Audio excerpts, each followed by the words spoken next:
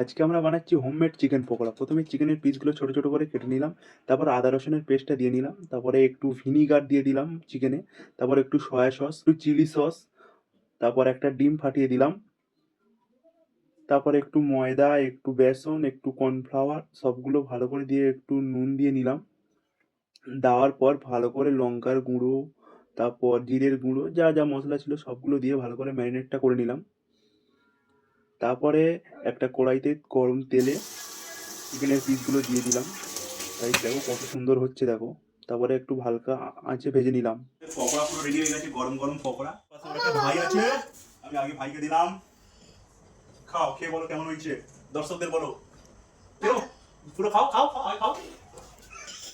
দিকে থেকে খাও। কেমন কেমন খেতে? ভালো। লাইক লাইক দিয়ে দাও, লাইক দিয়ে দাও। ভালো। এবার আমি একটা খেয়ে দেখি কেমন টেস্ট। গরম গরম।